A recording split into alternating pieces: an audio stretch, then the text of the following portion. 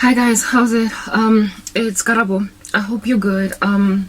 Yeah, I hope you're fine. Look, it's Christmas and it's horrible for me because of something that just happened, and frankly it's uncomfortable, but I'm here to speak about just like repercussion management. I really hope not to be long. I want this to be a maybe 3 to 4 part like the last one that I did. That was long form. And I want to read from 2 Timothy 3. So today is Christmas, right? And it is a day that a lot of people go to church in the mornings for that Sunday morning service. Sorry, Christmas morning. Well, in this case, it is actually Sunday as well. But that Christmas morning service, they go and they fill up churches like to the brim.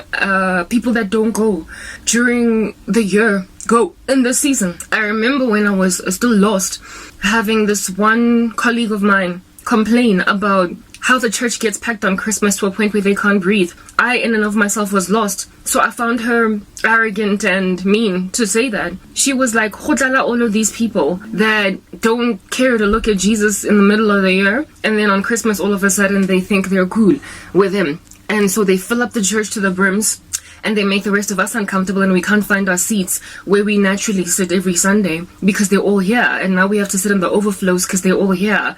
They only come to bless Jesus on one day of the year." I was like, oh, okay, well, when I was lost, I was never the kind of person to go to church on Christmases. I was just very irreligious. Like, I was not a hypocrite at all, even in the slightest. I don't know what it's like to live as a lukewarm Christian. Once I gave my life to Christ, I was very serious. However, when I was lost, I was just not interested. Like, I used to do the Our Father. I wasn't an atheist, but I definitely did not engage myself in church activity at all.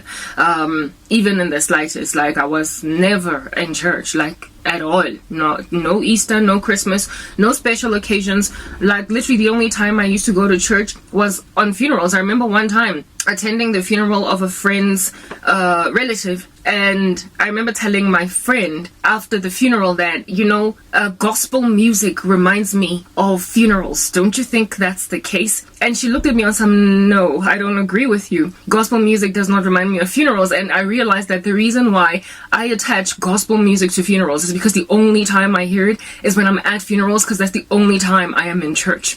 So that kind of put a little bit of a damper in my step. Like, I was kind of embarrassed to even say that to my friend, linking all gospel music to funeral dirges. It's only because I was only ever hearing it there.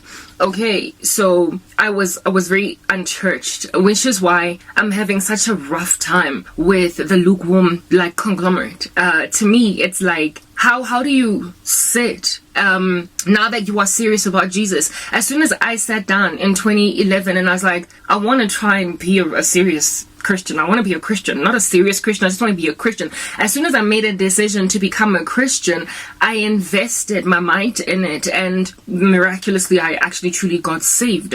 So I became radical immediately. I went from unbelieving to hot. I've never been lukewarm. I was cold, now I am hot. If at all I were to give the descriptions written off in the book of Revelation to the church of Laodicea, how the Lord speaks about how I would rather you be cold or hot, but you are neither. Instead, you're lukewarm, so I'm about to spit you out of my mouth. That was me. I was on the far extreme. So basically, I was more tolerable to the taste buds of Jesus Christ in my unregenerate state. When I was lost, Christ considered me more favorable to gaze upon than many of the people that I was encircled by that were always going to church. One of whom was that very colleague that was complaining about everybody that fills up the church to the brims on Sundays.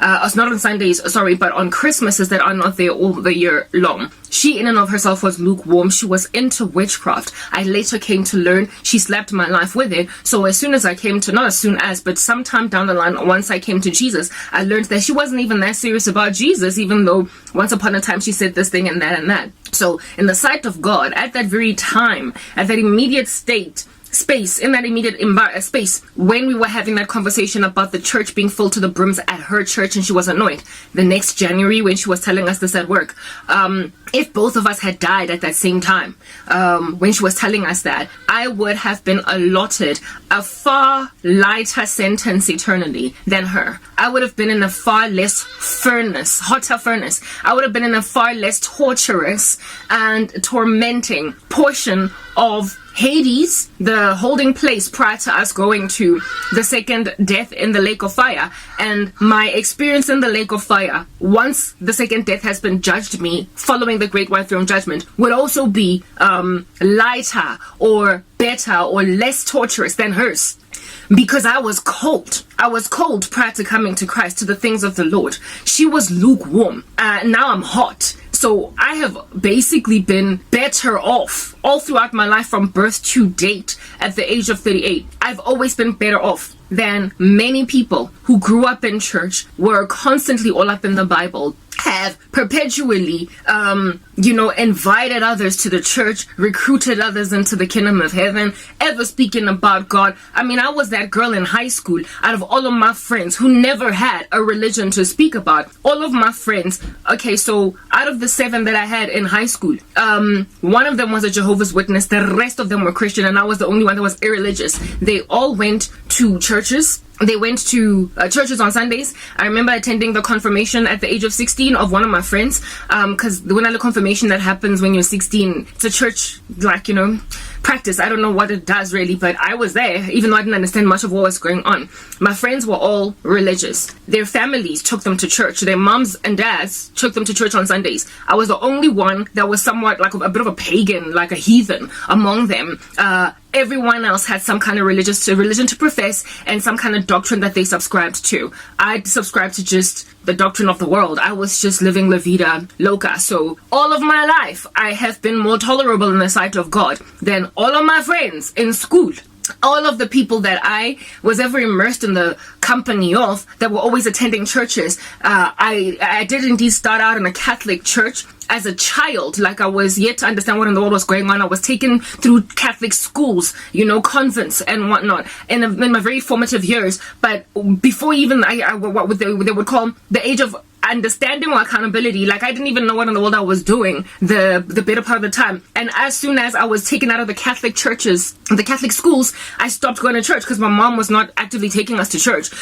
Those schools were the church. We used to have mass during school work, like school hours and what have you, because I was in a Catholic school, but I didn't understand much of what was going on. I didn't know that Christ was the only way, the truth, and the life. I just knew that God is God and, the mortal sins, purgatory, and all that jazz. But the gospel was not really truly explained there. So as soon as I was broken out of these schools, and I moved to government schools that did not preach the gospel at all, I was just like all the other government kids. Never went to church, none of that. The only times I've ever been to church in my entire walk prior to coming to Christ was during when I was my teenager, my mom would drag me to, or take me with, let me not say drag, it's not like I was unhappy to go. She would go with me to like a Rema when Creflo Dollar was here, because in and of herself, she was kind of unchurched. She wasn't there every Sunday, but every so often when like a famous preacher from the US would come, she would be at Rema, type establishment thing. So those were the only times I went, and I never really got anything from it. So I wasn't religious. I was cold. I wasn't lukewarm. And so therefore, in the taste buds of Jesus, I was far more tolerable. I'd rather be that than lukewarm. I want to come here and help you guys understand the gravity of lukewarmness and just how dangerous it is. I personally don't have an experience with it, but personally, as in going through it myself, I am one. But I have got tons of experience with lukewarm Christians ever since coming to Jesus Christ. And if I tell you the amount of pain and sorrow I've been endured through at their hands is through the roof. It's astronomical. And for those reasons, I can totally understand why God spits them out of his mouth. I get why the Lord has such a vehement dislike for them. It is due to how much more literally crazy they are in comparison to the cold. Let's move to the next part.